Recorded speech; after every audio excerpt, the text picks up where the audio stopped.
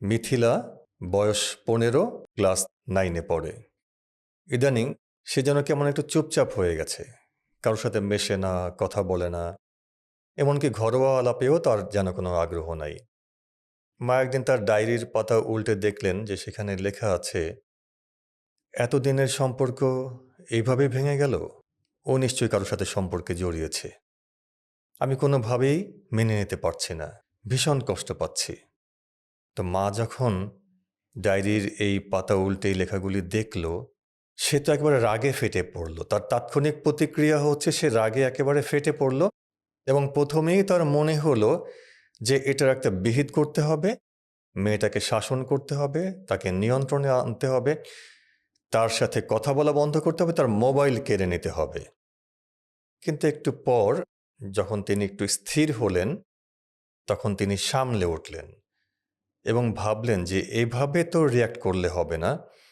তার মনে পড়ে গেল নিজের কৈশোরের কথা, যে আমার জীবনেও তো এরকম আবেগ এসেছিল এবং সব ছেলেমেয়ের জীবনে এই ধরনের আবেগ আসতেই পারে কৈশোরে, সেটাই স্বাভাবিক। সুতরাং তিনি সিদ্ধান্ত নিলেন যে মেয়ের সাথে খোলাখুলি কথা বলবেন।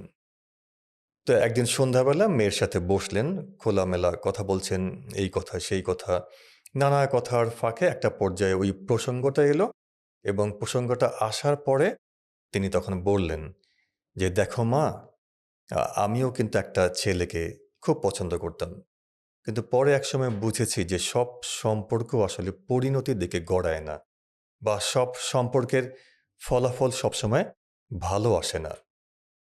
তো মা যেভাবে এইভাবে মমতাপূর্ণ কথা বলল, সেই কথা শুনে মেয়েটা একেবারেই আপ্লুত হয়ে গেল এবং সে কেঁদে ফেলল।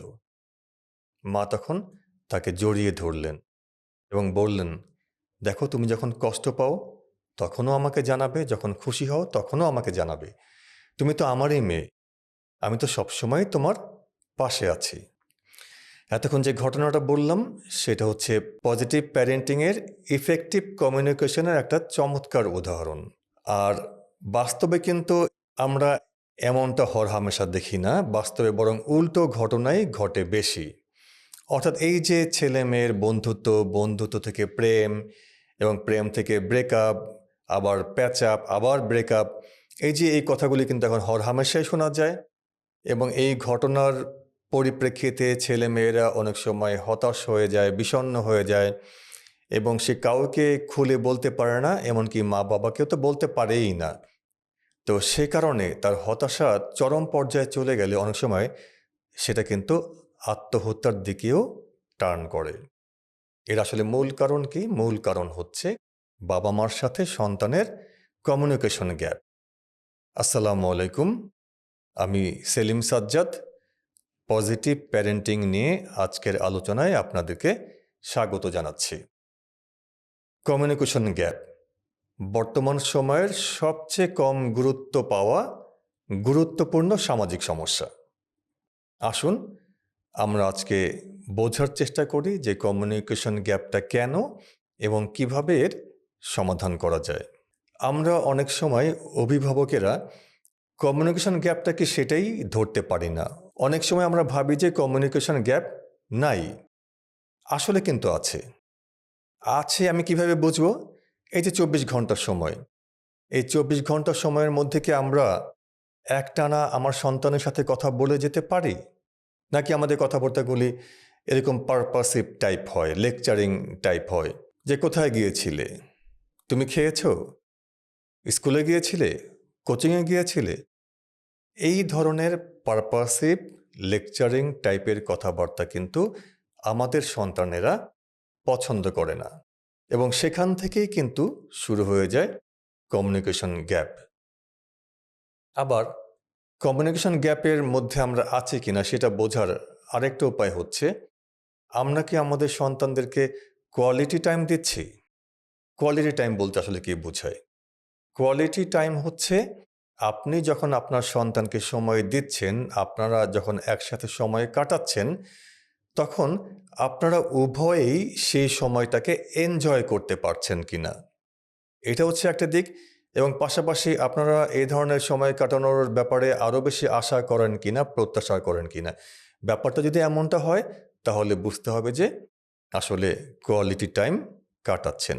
তৃতীয়ত হচ্ছে আমরা আমাদের স্বপ্ন, আমাদের আকাঙ্ক্ষা, আমাদের চাওয়াকে আমাদের সন্তানের উপরে চাপিয়ে দিচ্ছি কিনা।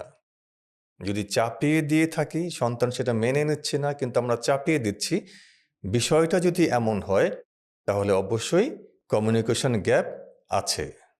আসুন এবার আমরা সমাধান নিয়ে ভাবি। প্রথমত এবং মূলত যেটা করতে হবে, অভিভাবক হিসেবে আমাদের অ্যাটিটিউডে পরিবর্তন আনতে হবে। অর্থাৎ আমাদের পজিটিভ হতে হবে, প্রোঅ্যাক্টিভ হতে হবে। আমরা অনেক সময় যেটা হয় যে সন্তানের কোনো নেগেটিভ অ্যাটিটিউড দেখলে আমরা নেগেটিভ কমেন্ট করে ফেলি। আবার অনেক সময় প্রি অ্যাজাম্পশন করেও কিন্তু সন্তানের ব্যাপারে নেগেটিভ কমেন্ট করি। এই বিষয়গুলি বাদ দিতে হবে। যেমন সন্তান যদি একটু চুপচাপ স্বভাবের হয়, আমরা বলি যে ছেলেটা একেবারে লাজুক, একেবারেই ঘরকুনো, এইভাবে তাকে কিন্তু আমরা হীনমন্য করে দিচ্ছি। আবার যদি বাচ্চা চঞ্চল হয় তাতেও অসুবিধা। মুরব্বীরা কি বলে যে পাজি। আবার কোনো সন্তান আছে যে যুক্তি দিয়ে কথা বলতে পছন্দ করে। এখনকার ছেলেমেয়েরা কিন্তু অনেকটাই তেমন যুক্তি দিয়ে কথা বলতে পছন্দ করে। তখন কিন্তু আমরা কি বলি বেয়াদব, অর্থাৎ নেগেটিভ ট্যাগ দিয়ে ফেলছি। এই যে নেগেটিভ ট্যাগ দেয়া, এই নেগেটিভ ট্যাগ দেয়া আমাদেরকে বাদ দিতে হবে। নেগেটিভ অ্যাটিটিউড যদি আমরা আমাদের সন্তানের মধ্যে দেখি, তখন আমরা সেই অ্যাটিটিউডটাকে চিহ্নিত করতে পারি। সেই অ্যাটিটিউডটাকে দোষ দেওয়া যেতে পারে, কিন্তু সন্তান হিসাবে ওকে দোষ দেওয়ার কোনো সুযোগ নেই। যেমন সন্তান যদি জেদি হয়, আমরা কিন্তু বিরক্ত হয়ে বলি যে এত জেদ করছো কেন, তুমি তো বেয়াদবি করছো। সেটা না বলে আমরা কিন্তু সুন্দর করে মমতাপূর্ণ কণ্ঠে বলতে পারি যে বাবা তুমি তো খুব ভালো ছেলে, কিন্তু এত জেদ করছো কেন বলো তো। সেটা হচ্ছে পজিটিভ অ্যাটিটিউড, অর্থাৎ আমরা তার নেগেটিভ অ্যাটিটিউডটাকে হাইলাইট কিন্তু করলাম না। আপনার একটা ছোট্ট নেগেটিভ অ্যাটিটিউড যেমন আপনার সন্তানকে আরও বেশি অধপথে নিয়ে যেতে পারে, আবার একটা পজিটিভ ছোট্ট কমেন্টও আপনার সন্তানের জন্য অনেক বড় মোটিভেশন হতে পারে। সবচেয়ে বড় সমাধান হচ্ছে সন্তানের বন্ধু হয়ে যেতে হবে। এর কোনো বিকল্প নাই। কারণ আপনি যখন সন্তানের বন্ধু হয়ে তার সাথে চমৎকার সময় কাটাবেন এবং সন্তান যা যা পছন্দ করছে সেটাকে সাপোর্ট করবেন। ধরেন সে ক্রিকেট খেলা পছন্দ করে, সে হয়তো ভিডিও গেম পছন্দ করে, যেটা আজকাল করছে বাচ্চারা। তো এখন আপনিও তার সাথে সায় দেন, যোগ দেন, ক্রিকেট খেলা দেখেন, ভিডিও গেম সম্পর্কে একটু জানতে চান। তো এভাবে তার সাথে একটা ইন্টিমেসি তৈরি হবে এবং তখন ধীরে ধীরে একটা পর্যায়ে কিন্তু আপনি চাইলে তাকে এই ভিডিও গেম থেকেও ধীরে ধীরে সরিয়ে আনতে পারবেন, সেটা আপনার পক্ষে সম্ভব হবে। অর্থাৎ সন্তানের বন্ধু হতে হবে, আন্তরিক সময় দিতে হবে। আসলে সমস্যাটা কোথায়? সমস্যাটা হচ্ছে আমরা অভিভাবকরা সবসময় নিজেকে গ্রেটেস্ট মনে করি যে আমার সন্তান সে কি বোঝে। একটা ঘটনা বলি, আমরা তো বক্সার মোহাম্মদ আলীর নাম শুনেছি। তিনি তার সময়ে সেরা ছিলেন।